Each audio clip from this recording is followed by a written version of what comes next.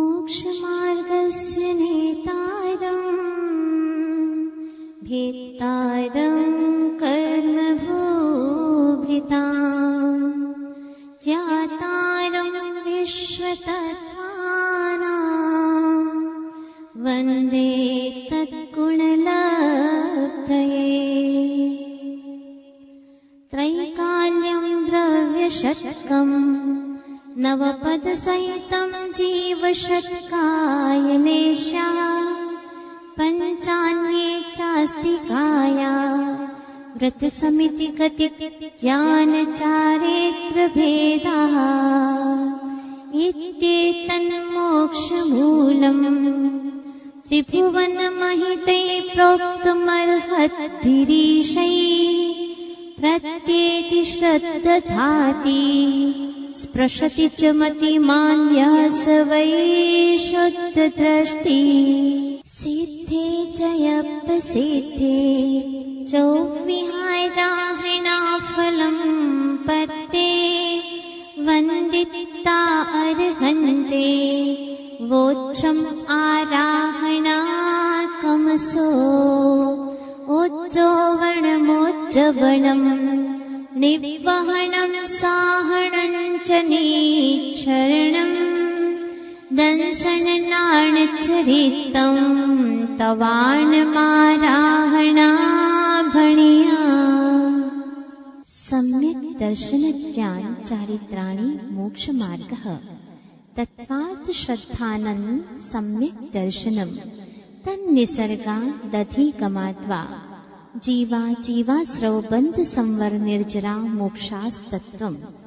नामस्थापना द्रव्यभावतस्तन्न्यासः प्रमाणनयैरधिगमः निर्देशस्वामित्व साधनाधिकरणस्थितिविधानतः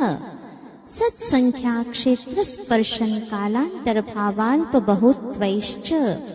मतिश्रुतावधि मनः पर्यै केवलानि ज्ञानम् तत्प्रमाणे आद्ये परोक्षम् प्रत्यक्ष मन्यत् मतिः स्मृतिः संज्ञा चिन्ताभिनिबोध इत्यनर्थान्तरम् तदिन्द्रियानीन्द्रियनिमित्तम् अवग्रहे हावाय धारणाः बहुविधक्षिप्रानिःसृतानुक्तध्रुवाणां सेतॄणाम् अर्थस्य व्यञ्जनस्यावग्रहः न चक्षुरनेन्द्रियाभ्याम् श्रुतं मतिपूर्वन् द्वयनेकद्वादशभेदम् भवप्रत्ययोवधिर्देवनारकाणाम् क्षयोपशम निमित्तः षड्विकल्पः शेषाणाम् ऋजुविपुलमति मनः पर्ययः विशुद्ध्यप्रतिपाताभ्याम् तद्विशेषः विशुद्धिक्षेत्रस्वामी विषयेभ्यो वधि मनः पर्ययोः मतिश्रुतियोर्निबन्धो द्रव्येष्वसर्वपर्यायेषु रूपीष्ववधेः तदनन्तभागे मनः पर्ययस्य सर्वद्रव्यपर्यायेषु केवलस्य एकादीनि भाज्यानि युगपदे कस्मिन्नाचतुर्भ्यः मतिश्रुतावधियो विपर्ययश्च सदसतो रविशेषाद्यत्रच्छोपलब्धेरुन्मत्तवत् नैगं संग्रह व्यवहारर्जुसूत्र शब्द समभिरूढैवम्भूता नयाः इति तत्त्वार्थसूत्रे मोक्षशास्त्रे प्रथमोऽध्यायः। नमो नमः। उपशमिकक्षायिको भावो मिश्रश्च जीवस्य स्वतत्त्वमौदैकपारिणामिकौ च द्विनवाष्टादशैकविंशतित्रिभेदा यथाक्रमम् सम्यक्त्व चारित्रे ज्ञान दर्शन दान लाभ भोगोपभोग वीर्याणि च ज्ञानाज्ञान दर्शन लब्धयश्चतुस्त्रि पंचभेदाः सम्यक्त्व चारित्र संयमा संयमाश्च गति कषाय लिंग मिथ्या दर्शना ज्ञाना संयता सिद्ध लेश्याश्चतुश्चतुस्त्रे कैक षट्भेदाः जीव भव्या भव्यत्वानि च उपयोगो लक्षणम् स द्विविधोष्टचतुर्भेदः संसारिणो मुक्ताश्च समनस्का मनस्काः संसारिणस्त्रसस्थावराः पृथिव्यप्तेजो वायु वनस्पतयः स्थावराः द्विन्द्रियादयस्त्रसाः पञ्चेन्द्रियाणि विविधानि निर्वृत्युपकरणे द्रव्येन्द्रियम् लब्ध्युपयोगौ भावेन्द्रियं स्पर्शन रसनक्राण चक्षुः श्रोत्राणि स्पर्श रस गंध वर्ण शब्दास्तदर्थाः श्रुतमनीन्द्रियस्य वनस्पत्यन्तानामेकं कृमि पिपीलिका भ्रमर मनुष्यादीनामेकैकवृद्धानि संज्ञिनः समनस्काः विग्रहगतौ कर्मयोगः अनुश्रेणी गतिः अविग्रहा जीवस्य विग्रहवती च संसारिणः प्राक् चतुर्भ्यः एकसमया विग्रहा एकं द्वौ त्रीन् वा नाहारकः सम्मूर्च्छन् गर्भोपपादा जन्म सचित्त शीत संवृताः सेतरा मिश्राश्चैकशस्तद्योनयः जरायु चाण्डच पोतानां गर्भः देवनारकाणामुपपादः शेषाणां सम्मूर्च्छनम् औदारिक वैक्रीकाहारक तेजस्कार्मणानि शरीराणि परं परं सूक्ष्मं प्रदेशतो संख्ये गुणं प्राप्त तेजसात् अनंत गुणे परे अप्रतिघाते अनादि संबंधे च सर्वस्य तदादीनि भाज्यानि युगपदे कस्मिन्ना चतुर्भ्यः निरुपभोग मन्त्यं गर्भ सम्मूर्च्छनज माद्यं औपपादिकं वैक्रियकं लब्धि प्रत्ययञ्च तेजस्मपि शुभं विशुद्धमव्याघाते चाहार्यकं प्रमत्त संयतस्यैव नारक सम्मूर्छिनो नपुंसकानि न देवाः शेषास्त्रिवेदाः औपपादिक चर्मोत्तम देहा संख्ये वर्षायुषो नपवर्त्यायुषः इति तत्त्वार्थ सूत्रे मोक्ष शास्त्रे द्वितीयोऽध्यायः। नमो नमः। रत्न शर्करा बालू का पंक धूम तमो महातमः प्रभा भूमयो घनाम्बो वाताकाश प्रतिष्ठाः सप्ताधोधः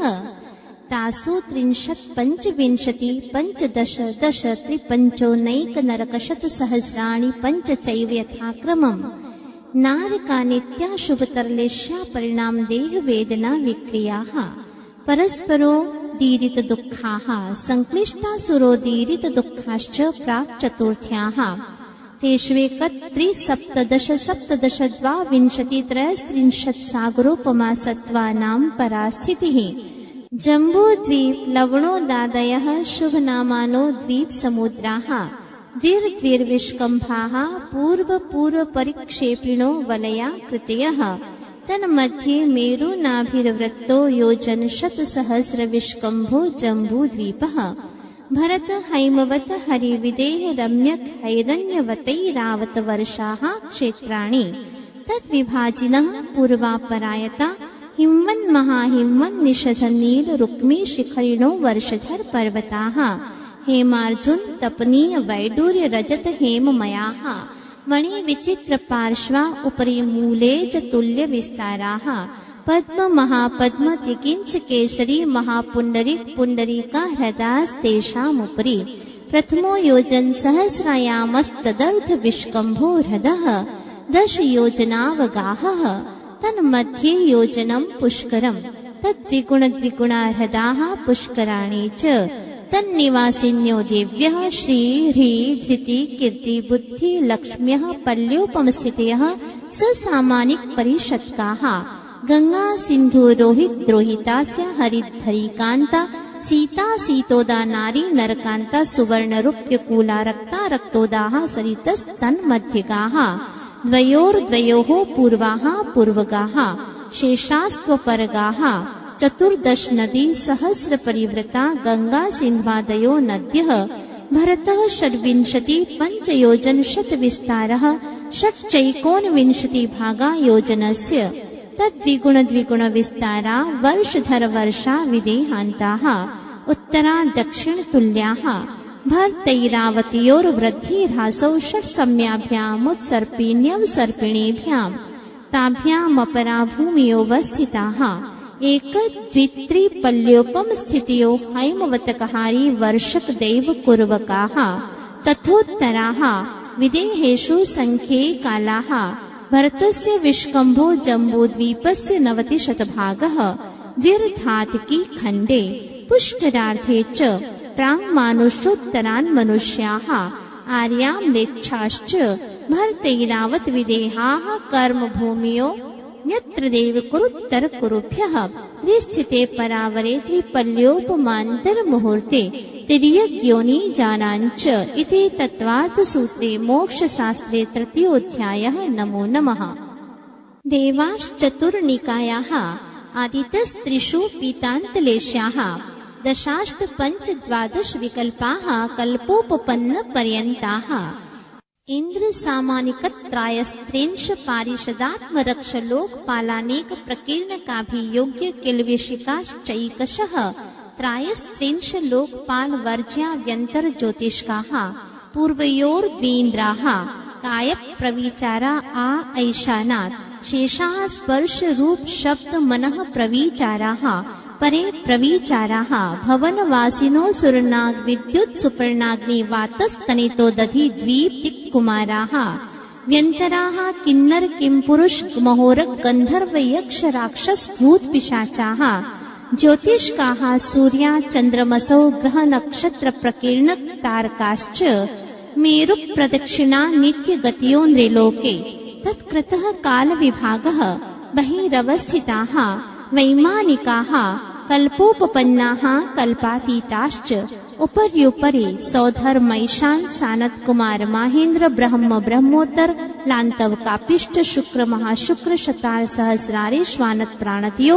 रारणाचितियोर्नवसु ग्रैवेयकेषु विजय वै जयंत जयंता पराजितेषु सर्वार्थ सिद्धौ च स्थिति प्रभाव सुखत्युतिलेश्या विशुद्धीन्द्रियावधि विषयतोऽधिकाः गति शरीर परिग्रहाभिमानतो हीनाः पीत पद्म शुक्ललेश्यादित्रिशेषेषु प्राग्रैवेयकेभ्यः कल्पाः ब्रह्मलोकालया लौकान्तिकाः सारसतादित्य वहन्यरुण गर्दतोय तुषिता व्याबाधारिष्टाश्च विजयादिषु द्विचर्माः औपपादिक मनुष्येभ्यः शेषास्तिर्यग्योनयः स्थितिरसुरनाग सुपर्ण द्वीप शेषाणां सागरोपम त्रिपल्योपमार्थहीनमिताः सौधर्मैशानयोः सागरोपमेधिके सानत कुमार माहेन्द्रयोः सप्त त्रिसप्तनवैकादश त्रयोदश पञ्चदशभिरधिकानि तु आर्णाच्युतादूर्ध्वमैकैकेन नवसु ग्रैवेयकेषु विजयादिषु सर्वार्थसिद्धौ च अपरापल्योपमधिकम् परतः परतः पूर्वा पूर्वानन्तरा नारकाणाञ्च द्वितीयादिषु 10 वर्षसहस्राणि प्रथमायां भवनेषु च व्यन्तराणाञ्च परापल्योपमधिकम् ज्योतिष्काणाञ्च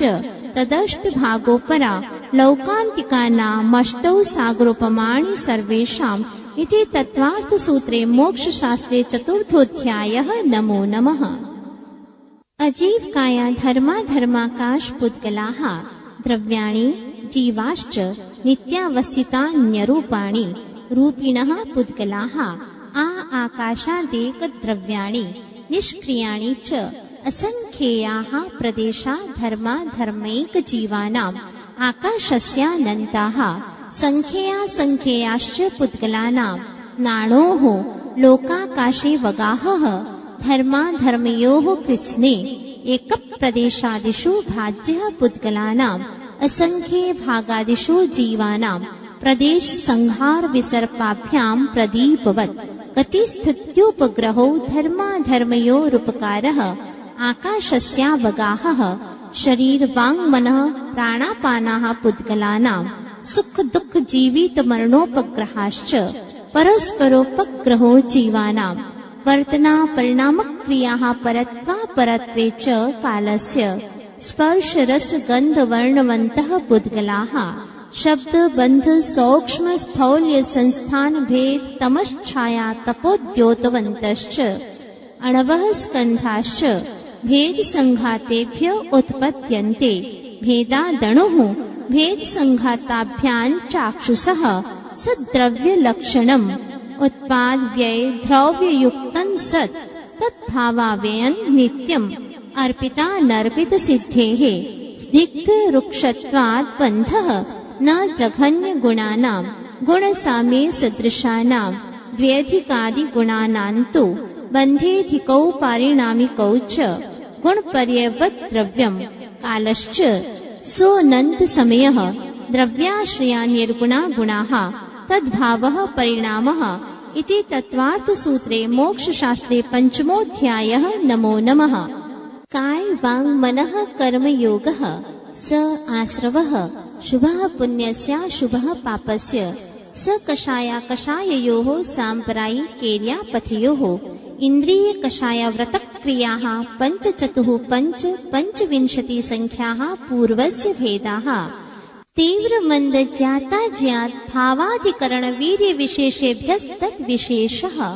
अधिकरणं जीवा जीवाः आद्यन् समरं समारंभारंभ योग कृतकारितानुमत कषाय विशेषैस्त्रिश्चतुश्चैकशः निर्वर्तना निक्षेप संयोग निसर्गा द्विचतुर्द्वित्रिभेदाः परम् तत्प्रदोष निह्नव मात्सर्यान्तराया साधनोपघाता ज्ञान दर्शनावरणयोः दुःख शोक तापाक्रंदन वद परिदेव नान्यात्मपरो भयस्थान्य सद्वेद्यस्य भूत प्रत्यनुकंपादान सराग संयमादि योगः क्षान्तिः शौचमिति सद्वेद्यस्य केवली श्रुत संघ धर्म देवावरणवादो दर्शन मोहस्य कषायोदया तीव्र परिणामश्चारित्र मोहस्य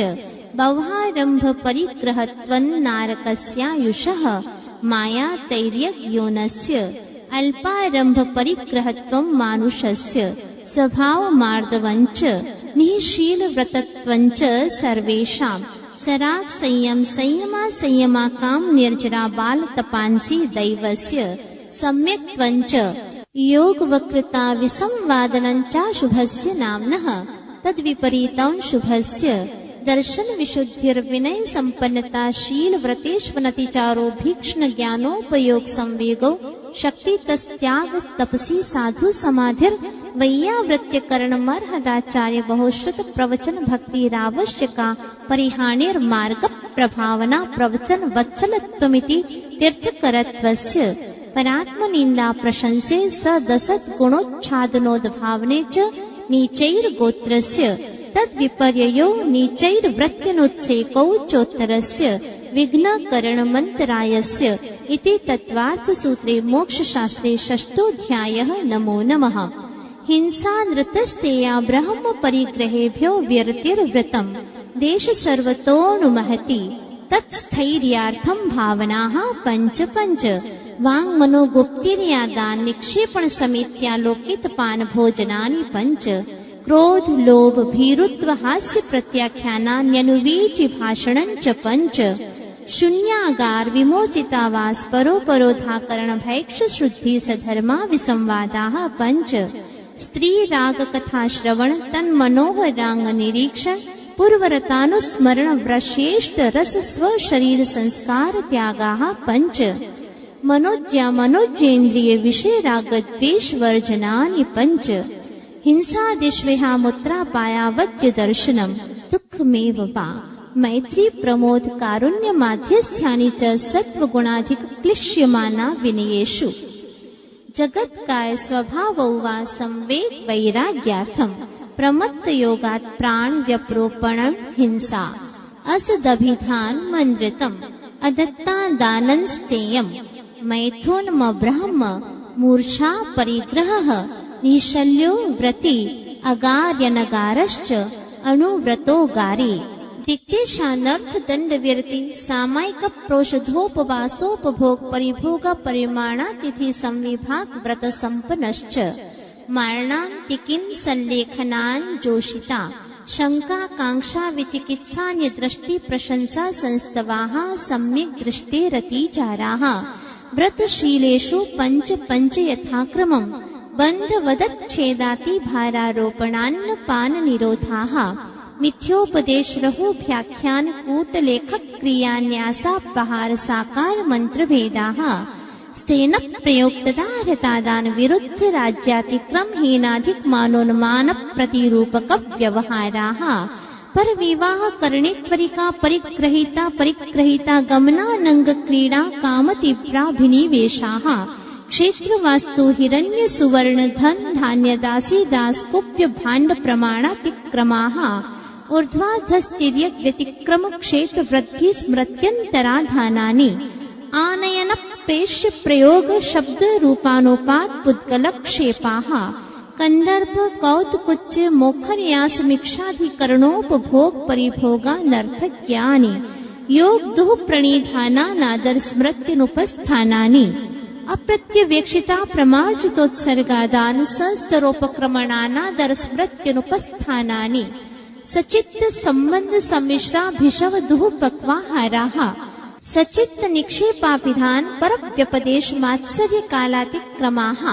जीवित मरणाशंसा मित्रानुराग सुखानुबंध निदानानि अनुग्रहार्थं स्वस्यातिसर्गो दानम् विधि द्रव्य दात्री पात्र विशेषात् तद् विशेषः इति तत्वार्थ सूत्रे मोक्ष शास्त्रे सप्तमोऽध्यायः। नमो नमः। मिथ्या दर्शनाविरति प्रमाद कषाय योगा बंध हेतवः स कषायत्वात् जीवः कर्मणो योग्यान् पुद्गलानादत्ते सबन्धः प्रकृतिस्थित्यनुभव प्रदेशास्तद्विधयः आद्योज्ञान दर्शनावरण वेदनीय मोहनीयायुर्नाम गोत्रान्तरायाः पञ्चनवत्वयष्टाविंशति चतुर्द्वि चत्वारिंशद्वि पञ्चभेदा यथाक्रमम् मतिश्रुतावधि मनः पर्यै केवलानां चक्षुरवधि केवलानां निद्रा निद्रा निद्रा प्रचला प्रचला प्रचलास्त्यान् ग्रध्यश्च स दशद्वेद्ये दर्शन चारित्र मोहनीया कषाय कषाय वेदनीयाख्यास्त्री द्विनव षोडश भेदाः सम्यक्त्व मिथ्यात्व तदुभयान्य कषाय कषायौ हास्य रत्य रतिशोक भय जुगुप्सास्त्री पुन्न पुंसक वेदा अनंतानुबंध्य प्रत्याख्यान प्रत्याख्यान संज्वलन विकल्पाश्चैकशः क्रोध मान माया लोभाः नारद तैरज्ञोन मानुष दैवानि गति जाति शरीरांगोपांग निर्माण बंधन संघात संस्थान संघनन स्पर्श रसगंध वर्णानु पूर्व्या गुरु लघुपघात परघाता तपोद्योतोच्छ्वास विहायो गतयः प्रत्येक शरीरत्रस सुभग सुस्वर शुभ सूक्ष्म पर्याप्ति स्थिरादेयशः कीर्ति चेतराणि तीर्थकरत्वञ्च उच्चैर्नीचैश्च दान लाभ भोगोपभोग वीर्याणाम् आदितस्तिसृणां मन्त्रायस्य च 30 सागरोपम कोटिकोट्यः परास्थितिः सप्ततिर्मोहनीयस्य 20 गोत्रयोः 33 सागरोपमान्यायुषः अपरा 12 मुहूर्ता वेदनीयस्य नाम गोत्रयोरष्टौ शेषाणां मन्तर्मुहूर्ता विपाकोऽनुभवः स यथानां ततश्च निर्जरा नाम प्रत्ययाः सर्वतो योग विशेषात् सूक्ष्मैक क्षेत्रावगाः स्थिताः सर्वात्म प्रदेशेष्वनन्तानन्त प्रदेशाः सद्वेद्य शुभायुर्नाम गोत्राणि पुण्यम् अतोऽन्यत् पापम् इति तत्वार्थ सूत्रे मोक्ष शास्त्रे अष्टमोऽध्यायः। नमो नमः। आश्रव निरोधः संवरः स गुप्ति समिति धर्मानुप्रेक्षा परिशः जय चारित्रैः तपसा निर्जराच सम्यग् योग निग्रहो गुप्तिः ईर्याभाषैषणादा निक्षेपोत्सर्गाः समितयः उत्तम क्षमा मार्दवार्जव शौच सत्य संयम तपस्त्यागा किंचन्य ब्रह्मचर्याणि धर्मः अनित्या शरण संसारैकत्वान्यत्वा शुच्यास्रव संवर निर्जरा लोकबोधि दुर्लभ धर्म स्वाख्या तत्त्वानुचिन्तन मनुप्रेक्षाः मार्गाच्यवन निर्जरार्थं परिशोढव्याः परिशहाः क्षुत्पिपासा शीतोष्ण दंशमशक नाग्न्या रतिस्त्रीचर्या निषद्या शय्या क्रोशवध याचना लाभ रोग तृण स्पर्शमल सत्कार पुरस्कार प्रज्ञा ज्ञाना दर्शनानि सूक्ष्म सांप्राय छद्मस्थ वीतरागयोश्चतुर्दश एकादश जिने पादर सांप्राये सर्वे ज्ञानावर्णे प्रज्ञा ज्ञाने दर्शन मोहान्तराययोर दर्शना लाभौ चारित्र मोहे नाज्ञा रतिस्त्री निषद्या क्रोश याचना सत्कार पुरस्काराः वेदनीये शेषाः एकादयो भाज्या युगपदे कस्मिन्नैकोनविंशतेः सामायिकच्छेदोपस्थापना परिहार विशुद्धि सूक्ष्म सांप्राय यथाख्यातमिति चारित्रम् अंशनाव मौदर्य वृत्ति परिसंख्यान रस परित्याग विविक्त शय्यासन कायक क्लेशा बाह्यं तपः प्रायश्चित्त विनय वैयावृत्य स्वाध्याय व्युत्सर्ग ध्यानान्युत्तरम नव चतुर्दश पंचद्विभेदा यथाक्रमं प्राक ध्यानात् आलोचन प्रतिक्रमण तदुभय विवेक व्युत्सर्ग तपश्चेत परिहारोपस्थापनाः ज्ञान दर्शन चारित्रोपचाराः आचार्योपाध्याय तपस्वी शैक्षक ग्लान गण कुल संग साधु मनोज्ञानां वाचना प्रच्छनानुप्रेक्षाम्नाय धर्मोपदेशाः बाह्याभ्यन्तरोपद्योः उत्तम संगननस्यैकाग्र चिंता निरोधो ध्यान मांतर मुहूर्तात् आर्त रौद्र धर्म्य शुक्लानि परे मोक्ष हेतु आर्तम मनोज्ञस्य संप्रयोगे तद्विप्रयोगाय स्मृति समन्वाहारः विपरीतं मनोज्ञस्य वेदनायाश्च निदानञ्च तदविरत देशविरत प्रमत्त संयतानां हिंसा नृतस्तेय विषय संरक्षणेभ्यो रौद्रमविरत देशविरतयोः आज्ञापाय विपाक संस्थान विचयाय धर्म्यं शुक्ले चाद्ये पूर्वविदः परे केवलिनः पृथक्त्वैकत्व वितर्क सूक्ष्म क्रिया प्रतिपाद्य विपरीत क्रिया निवर्तिने त्रेक योगा योगा योगानाम् एकाश्रय सवितर्क विचारे पूर्वे अविचारं द्वितीयम् वितर्कः श्रुतम् विचारोर्थ व्यंजन योग संक्रांतिः सम्यक् दृष्टि श्रावक व्यर्तानंत वियोजक दर्शन मोह क्षपकोप शमकोप शांत मोह क्षपक क्षीण मोह जिनाः क्रमशो संख्ये गुण निर्जराः पुलाक बकुश कुशील निर्ग्रंथ स्नातका निर्ग्रंथाः संयमश्रुत प्रतिसेवना तीर्थलिंग लेशोपपाद स्थान विकल्पतः साध्याः